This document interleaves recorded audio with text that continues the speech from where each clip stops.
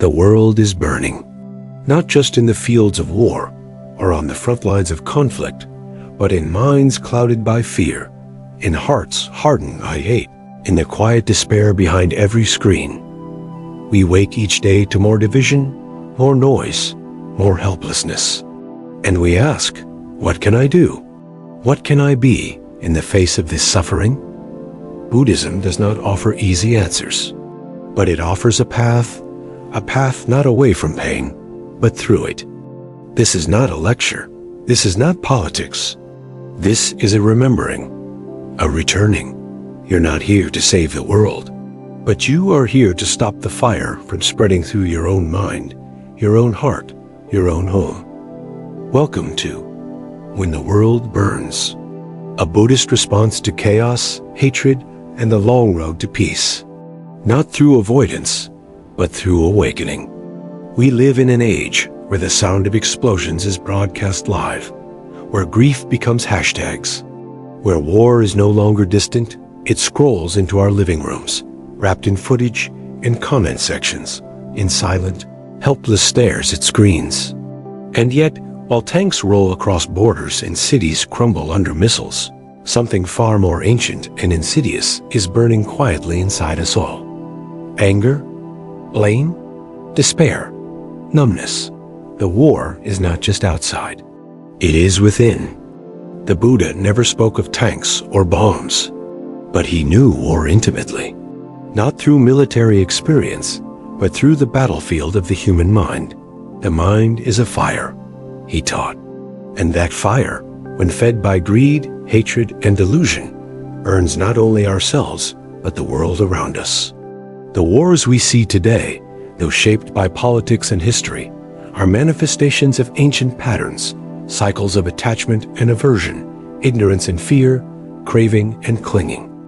And unless we learn to see those patterns clearly, we will keep repeating them again and again, across generations, across continents, under new flags and new names. Why is there war? Why does suffering multiply when we have more resources, more knowledge, more potential for peace than any time in history? The answer is painfully simple, because while our tools have evolved, our minds have not. We have built satellites, but not empathy. We have conquered atoms, but not ego. We can weaponize language, manufacture outrage, and monetize conflict, but we still struggle to sit quietly with our pain. The world burns because we burn inside. And in the heat of that inner burning, we forget our shared humanity. We forget that beneath the banners and borders, every child cries the same. Every mother grieves the same. Every life, no matter its color or creed, trembles at the edge of violence. But when we are caught in the flames of our own pain, we stop seeing the other as human. They become the enemy. And that, more than any weapon, is what fuels war. The Buddha taught that there are three poisons which give rise to all suffering: labha, greed; dosa, hatred; and moha, delusion. In times of global conflict, these poisons do not only live in dictators or soldiers, they live in us. In the way we take sides without listening, in the way we harden into opinions, in the way we dismiss, dehumanize, and divide. The battlefield, then, is not just a far-off land. It is in our conversations, our reactions, our hearts. This is not to say that we are to blame for war. Rather, it is an invitation to awaken to our role in the energetic web that holds the world together. Every thought, every word, every action contributes to the collective. And while we may not hold power in politics, we hold power in presence, in awareness, in our response to suffering, ours and others. Many people today feel overwhelmed. They ask, what can I do? I'm just one person, and that feeling is valid. The scale of violence, the depth of suffering, the sheer volume of cruelty can crush the most tender hearts. But Buddhism reminds us, you don't need to do everything. You only need to begin where you are. And where you are is a sacred place. You begin by recognizing that peace is not an abstract concept. It is a moment-by-moment practice. When you respond to anger with curiosity, you are practicing peace. When you choose to listen instead of argue, to pause instead of post, to feel instead of react, you are dismantling the conditions of war inside yourself. And that, too, matters. Because war does not begin with bombs. It begins with stories. Stories of us versus them. Stories of right versus wrong. Stories of righteous vengeance. Stories that, repeated enough times, become identities. Identities that, when threatened, justify harm. But what if we told different stories? What if we dared to see even the enemy as human? What if we questioned the narratives that keep us locked in cycles of fear? The Buddhist path is not about neutrality. It is about clarity. It is not about avoiding conflict. It is about seeing clearly what fuels it and choosing not to contribute. It does not ask us to be passive in the face of injustice. It asks us to be awake, to see suffering not only in victims, but in perpetrators, and to respond with wisdom rather than reactivity. When the world burns, it is easy to harden, to protect ourselves by numbing out, turning away, or fighting back with the same hatred we condemn. But this is the moment to soften, to stay open, to hold grief like a sacred offering and anger like a signal, not to act out, but to go deeper. Beneath every war is grief. Beneath every act of violence is a wound. Beneath every enemy is a human being lost, afraid, or consumed by delusion. And if we cannot stop the bombs, perhaps we can stop the hatred in our hearts. If we cannot hold a gun, perhaps we can hold silence, hold space, hold truth. If we cannot save the world, perhaps we can save the moment, this moment, from becoming part of the fire. This is not a call to inaction. It is a call to inner revolution, to seeing war not only as tragedy, but as teacher, to letting the pain of the world break us open, not down, to becoming, as Thich Nhat Hanh once said, a lotus in the muddy water, not untouched by suffering, but rooted in it, blooming above it. In the chapters that follow, we will look deeper into karma, into identity, into action and compassion. But for now, pause, breathe, feel the weight of this moment, not with despair, but with dignity. You are not powerless. You are not alone. You are the field in which peace or war is being planted. So what will you water? When a nation bleeds, it is not just land that cries. It is memory, it is history. It is karma taking form through fire and ash. In Buddhist thought, karma is not a simple cause and effect ledger of punishment and reward. It is movement, momentum, the subtle shaping of reality through intention, thought, and action. We often speak of karma as an individual force, one person doing harm, one person receiving the consequence. But karma is also collective. Just as a drop of ink spreads through water, so do our shared choices ripple through the consciousness of a people, of a nation, of a world. The wars we witness today are not simply the result of one leader's greed or one government's failure. They are the result of generations of forgetting, of unexamined fears, of unconscious greed passed from one decision maker to the next, from one citizen to another, normalized over time until suffering becomes structural. A society that values dominance over dialogue, that praises vengeance over reflection, that teaches children to win rather than understand, is planting the seeds of its own destruction. These seeds, once matured, become the karma of nations. They manifest as poverty systems designed to favor the few, as propaganda that dehumanizes the other, as silence where truth was needed, as apathy where compassion once lived. And what's most painful is this: no one individual may have meant for the suffering to arise, but together we chose it. Through action or inaction, through belief or avoidance, through the myths we protect and the truths we dismiss. The Buddha taught that actions born from ignorance create suffering. Collective ignorance, therefore, leads to collective pain, not as divine punishment, but as a mirror, not to shame us, but to awaken us. When a country wages war, it is not only its soldiers who suffer. The karma touches the soil. It stains the culture. It shapes the soul of the next generation. Children grow up with nightmares stitched into their nervous systems. Survivors carry invisible wounds for lifetimes. Hatred becomes tradition. Fear becomes policy. And peace becomes a dream deferred. Yet this karma is not unchangeable. The same law that binds us also frees us. Because if shared delusion creates collective suffering, then shared awareness can create collective healing. A nation can choose to remember, to pause, to take responsibility not in guilt, but in clarity. The moment a community admits, we have caused harm, and follows that admission with action rooted in compassion, that is a karmic shift. And this can begin in the smallest circles. When schools teach empathy rather than victory. When leaders speak truth instead of convenience. When media uplifts shared humanity rather than manufacturing outrage. When citizens stop asking only, what's in it for us? And start asking, what do our actions leave behind for all beings? The karmic field changes. It softens. It breathes. But it begins with each of us recognizing that we are not separate from the systems we live in. You may not have dropped the bomb, but you are part of the culture that allowed it to be made.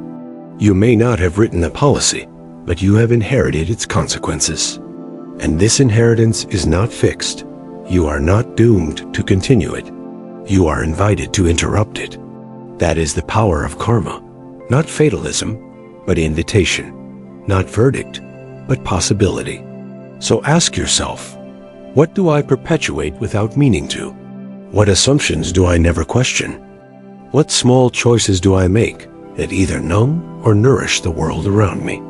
This is not about blame. It is about awareness. Because once you see that karma is not just what you do, but what you allow, what you consume, what you amplify, you begin to realize that healing is not just personal. It is collective. And when enough individuals choose differently, a new karma emerges, not of war, but of wisdom, not of control, but of compassion, not of dominance, but of deep listening. A new national identity becomes possible, one rooted not in might, but in mindfulness, one that honors suffering not by hiding it, but by transforming it into resolve. Resolve to be the last generation that repeats the cycle. Resolve to plant seeds that grow into peace rather than pain. Resolve to make collective karma conscious and therefore transformable. The Buddha said, with our thoughts, we make the world.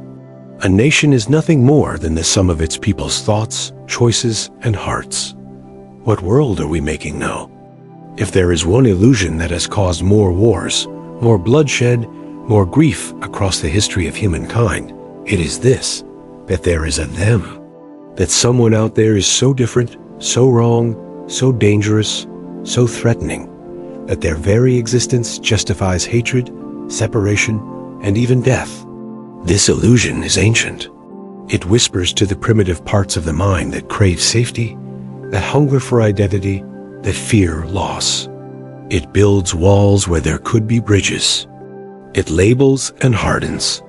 It invents enemies so we can feel like heroes. But in the light of clear seeing in the Dharma, this illusion dissolves. The Buddha taught that all beings are subject to the same laws of suffering, aging, loss, and death. Whether born in one nation or another, under one religion or another, in one skin or another, all beings seek happiness. All beings seek to avoid suffering. This common ground is not poetic. It is biological, spiritual, eternal. And yet, we forget. Delusion blinds us. Fear hijacks us. And from this blindness arises conflict. Delusion makes us believe that harming others will protect us, that punishing someone else will bring peace, that the pain we feel must be projected outward, as if the destruction of the other will somehow heal the wound within. But what fear doesn't tell us is that there is no separation, that every harm inflicted on the other, every act of cruelty justified by division, deepens the fracture in our own humanity.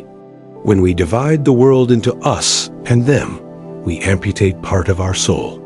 We forget that the so-called enemy is also someone's child, that the soldier pulling the trigger once held a toy in his hands, that the refugee is not a threat, but a mirror, reflecting what any of us could become if born into different conditions. And here lies the deeper truth of Buddhist compassion.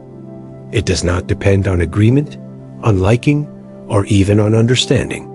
It arises from recognizing shared vulnerability, shared impermanence, shared longing. This is why hatred is never the answer, because it reinforces the very illusion that causes suffering. Hatred believes in separation. Compassion sees through it. And yet, in times of war, fear becomes culture. Entire populations are trained to distrust. Propaganda becomes food. Enemies are constructed with precision, their faces dehumanized, their voices silenced, their pain rendered invisible. This is how violence becomes not just permitted, but encouraged. And it is here, in this fog of delusion, that the Dharma becomes a torch. To practice Buddhism in such times is not to escape the world, but to see it clearly. To recognize that they are also we, that there is no self that does not arise in dependence on others, that every being is caught in conditions they did not choose, and what we call evil is often just ignorance weaponized by power. This does not mean excusing harm. It means refusing to add more. It means holding firm boundaries without collapsing into hatred. It means opposing injustice without dehumanizing the unjust. It means understanding that delusion is not personal. It is systemic, generational, karmic, and that the only way to end it is not through more delusion, but through awakening. And awakening begins with curiosity, with the question, what am I not seeing? What fear is driving my judgment? What stories am I believing without inquiry? What would happen if I met the other, not with assumptions, but with presence? These questions are not soft. They are fierce. They cut through illusion with precision. They reveal the humanity behind the headlines, the sorrow behind the slogans, the person behind the posture. And in doing so, they return us to sanity. Because when you truly see the other, the enemy, as a being caught in the same nets of craving, confusion, and conditioning, you cannot hate them. You may still oppose their actions. You may still speak truth to their power. But your heart remains open. And from that openness, new responses become possible. Responses rooted not in fear, but in wisdom. Not in punishment, but in healing. Not in conquest, but in compassion.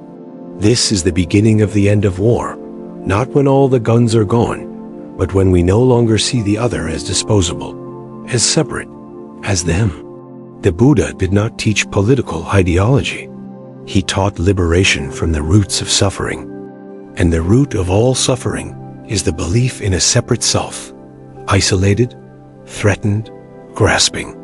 When that belief dissolves, the need for enemies dissolves with it. And what remains is the field of shared being. A field where even amidst chaos, we can remember, there is no them, there is only us. Peace is not something you stumble upon. It is not the absence of conflict, nor is it a prize awarded to the morally superior. Peace is a practice, a muscle you must train, a path you must walk, a choice you must make again and again, especially when everything inside you wants to fight, flee, or freeze. In times of global unrest, when the world screams in pain and people demand immediate justice or instant solutions, the idea of inner peace can seem naive. It can even feel selfish. But Buddhism teaches that peace is not passivity. It is power, the rare kind of power that does not dominate, but liberates. Peace, in the Buddhist sense, is not disengagement. It is full engagement with reality, but from a grounded center. It is the choice to not be swept away by hatred, reactivity, or despair. It is the courageous commitment to remain aware, loving, and truthful in a world on fire. This is why peace must be practiced, not imagined.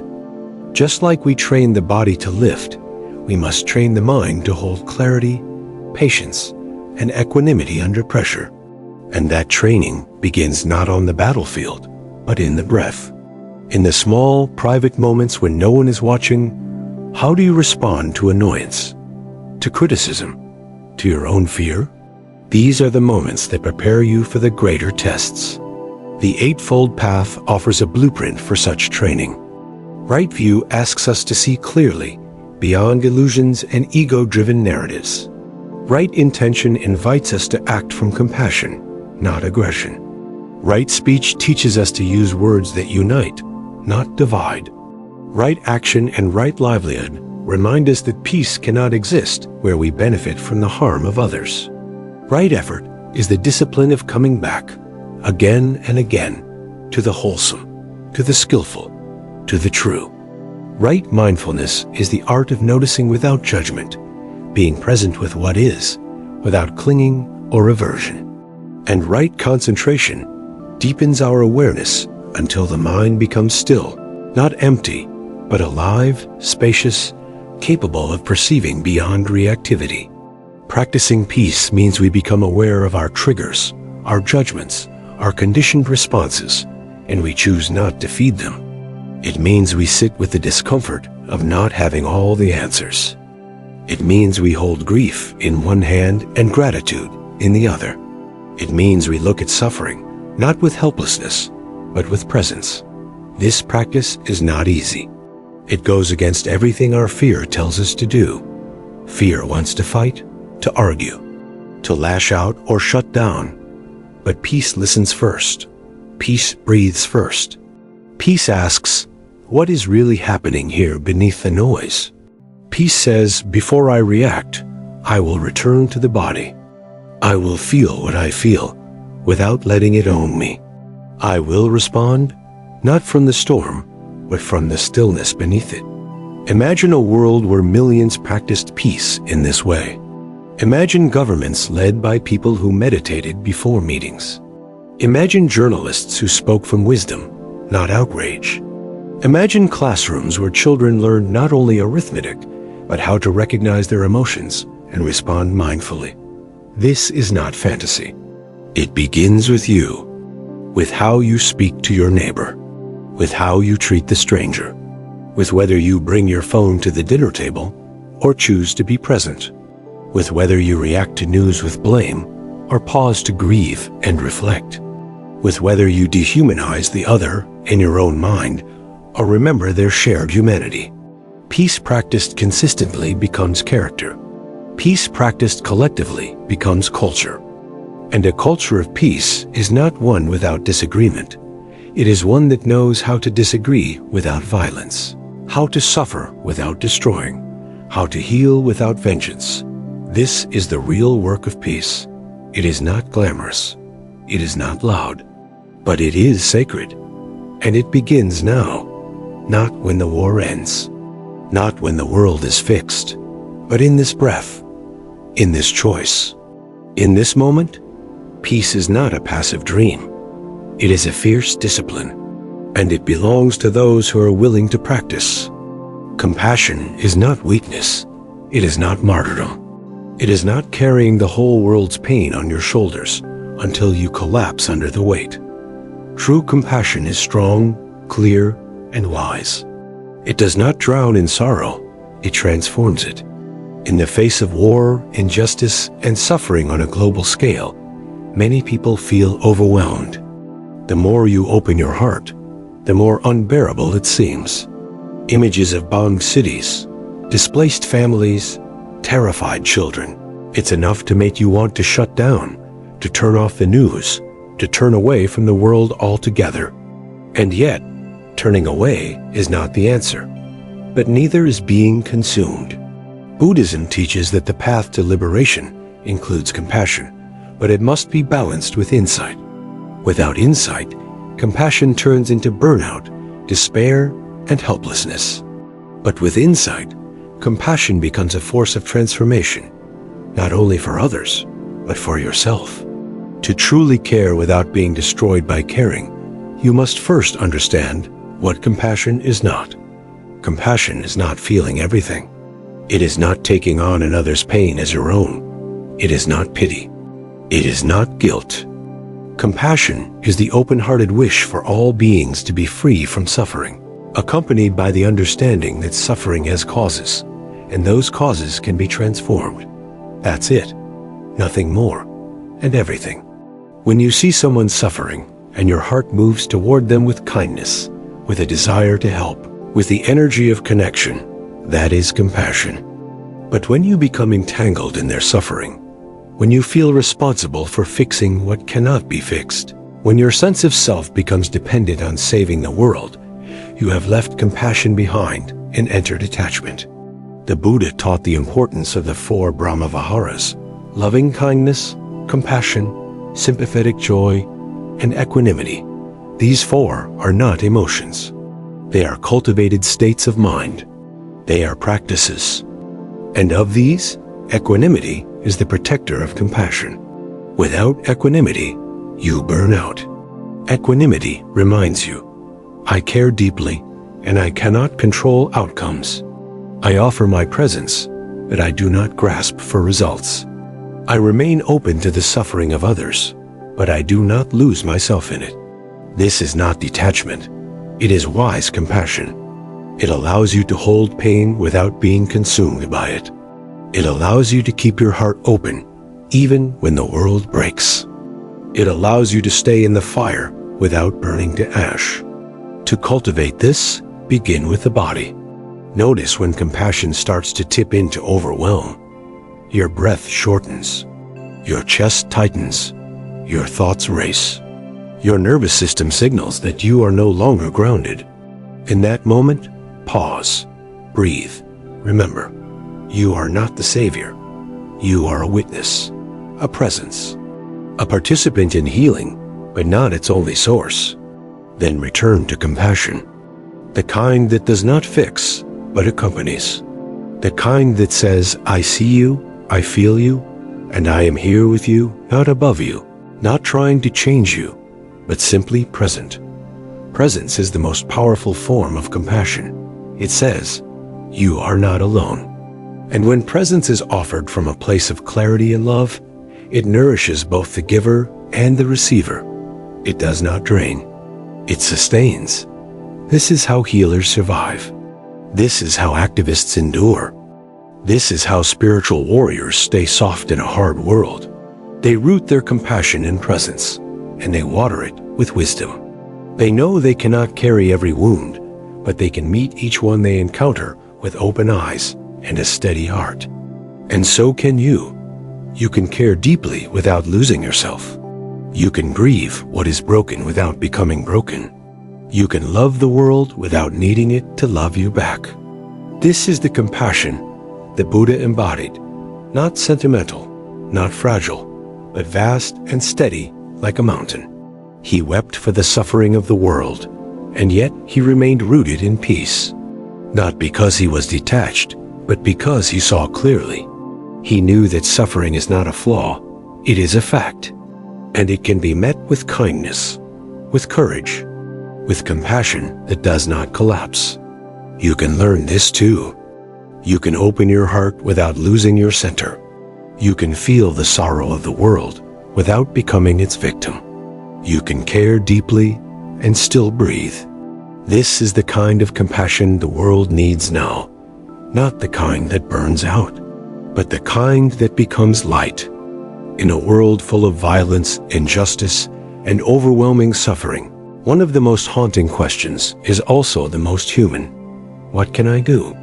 It arises from the depth of conscience, from the aching desire to help, to fix, to matter. But so often, that question turns into paralysis. The problems feel too vast, the systems too entrenched, the hate too loud, and our lives too small.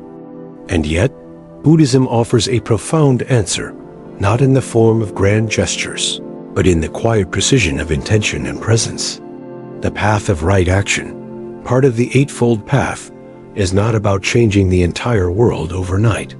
It is about aligning our actions with our deepest values, no matter the circumstances. It is about becoming congruent, where what we believe, what we say, and what we do are in harmony.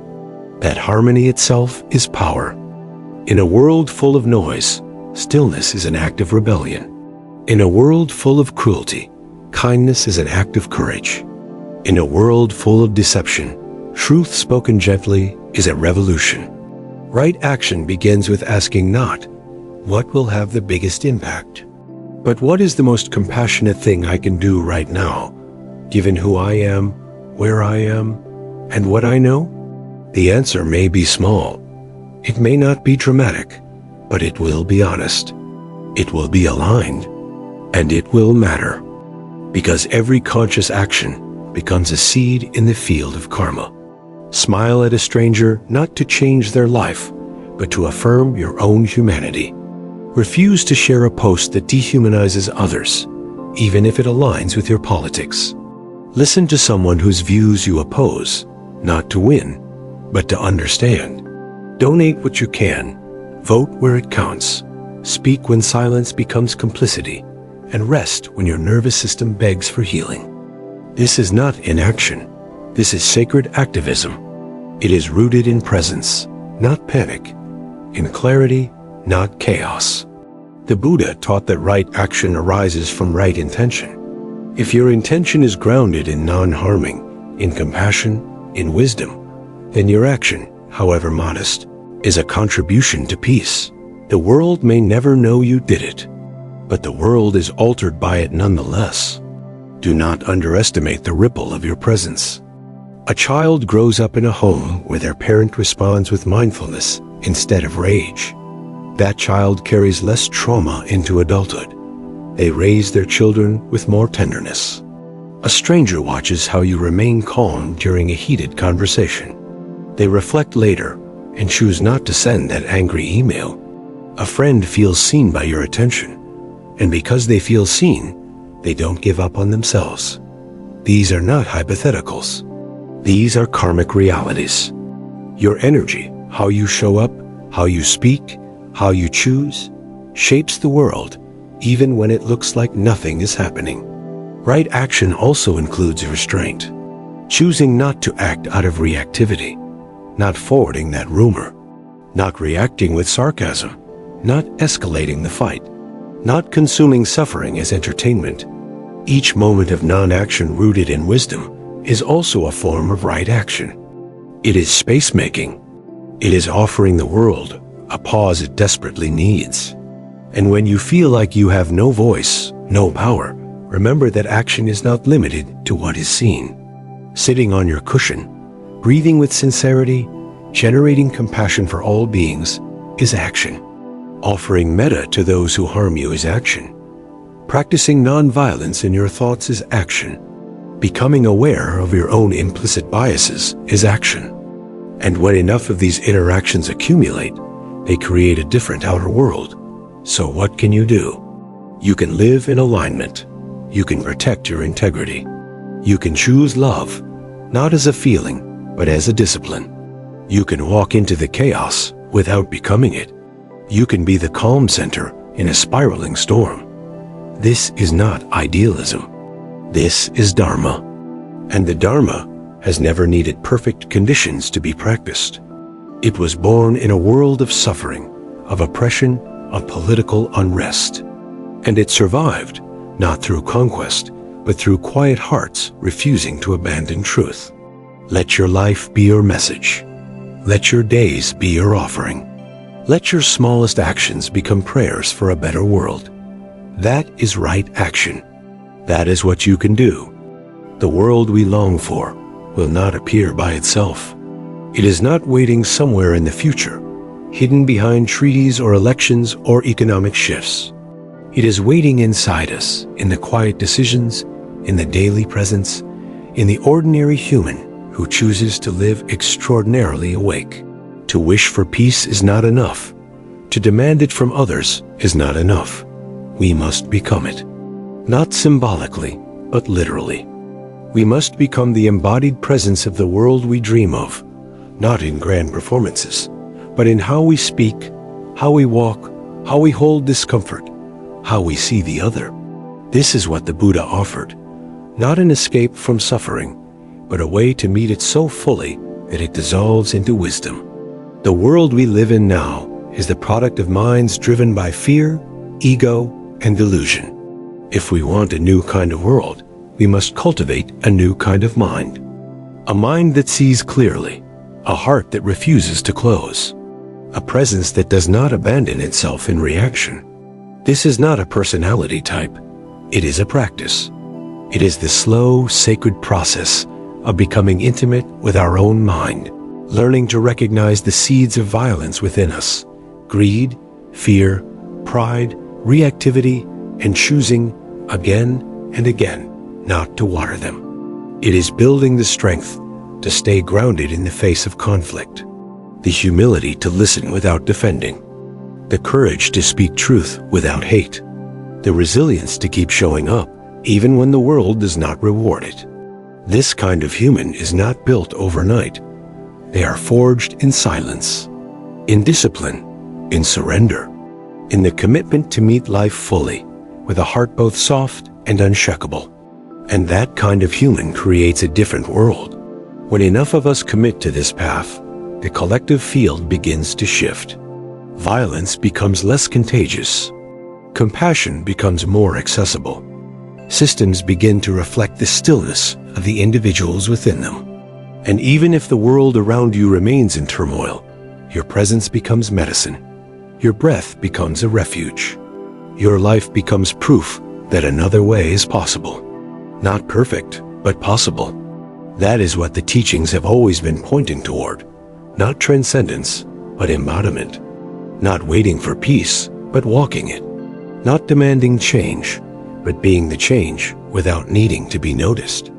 Becoming the peace is not about escaping the world. It is about showing up for it, from a place no longer ruled by confusion.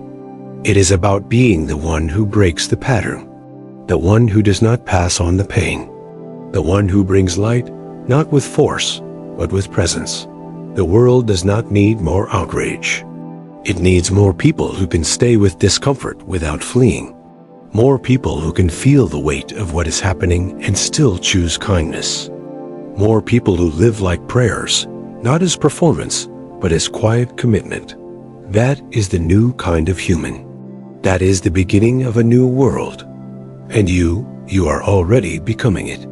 Every time you choose to pause. Every time you meet anger with breath. Every time you speak from love, even if your voice trembles. Every time you hold space for someone else's pain without collapsing. Every time you remember that the war outside begins with a war within, and you choose not to feed it, you are becoming the peace. And this is not just for you. It is for your family, for your community, for the children who will grow up in the energetic echo of the choices you made when no one was watching. This is your legacy, not the wealth you leave behind, not the opinions you held, but the vibration you embodied, the freedom you lived, the compassion you practiced, the silence you protected, the truth you spoke, the peace you became. The world is still burning, but so are you, with a different fire, a fire of awareness, of love, of liberation. Let it light the way. Let it be enough.